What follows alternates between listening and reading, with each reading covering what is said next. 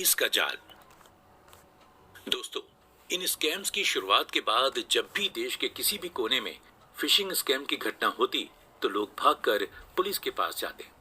फिर पुलिस जब भी इन केसेस की इंक्वायरी करती, उनमें से ज्यादातर केस उन्हें जामतारा से जुड़े ही मिलते।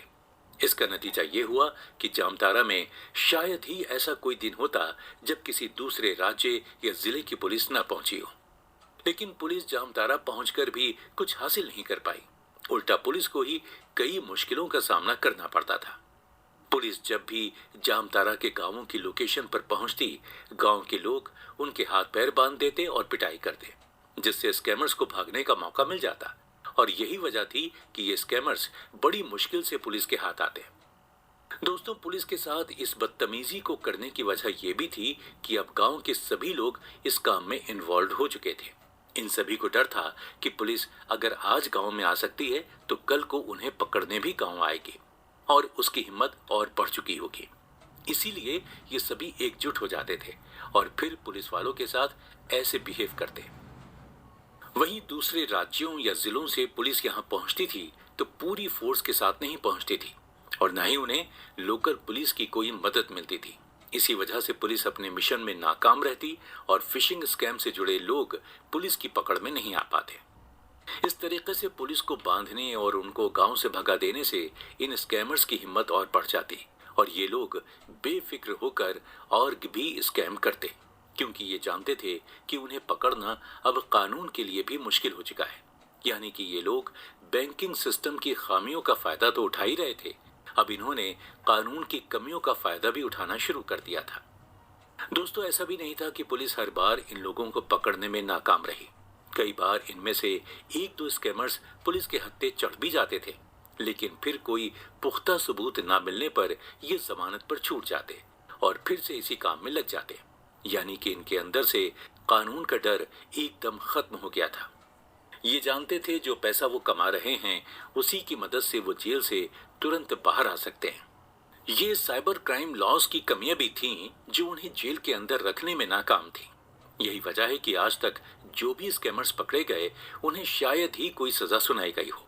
इसी का नतीजा है कि ना तो इस तरह के क्राइम कम हुए हैं और ना ही इन क्राइम्स में इन्वॉल्व रहने वालों में कोई कमी आई है।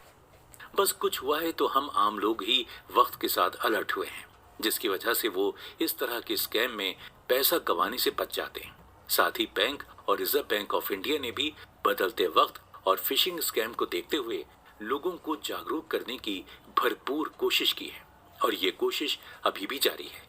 आज भी ये बैंक्स लोगों को अपना एटीएम कार्ड नंबर, ओटीपी और एटीएम से जुड़ी कोई भी जानकारी शेयर न करने की सलाह देते हैं।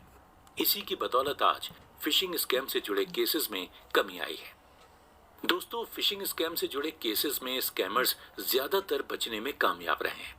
ना तो उन्हें किसी तरह से कानूनी कार्रवाई झेलनी पड़ी है, ना ही उन्हें कोई आर्थिक सजा दी गई है। और इतना ही नहीं, इन स्कैमर्स को लोगों का पैसा लौटाने की भी जरूरत नहीं पड़ी।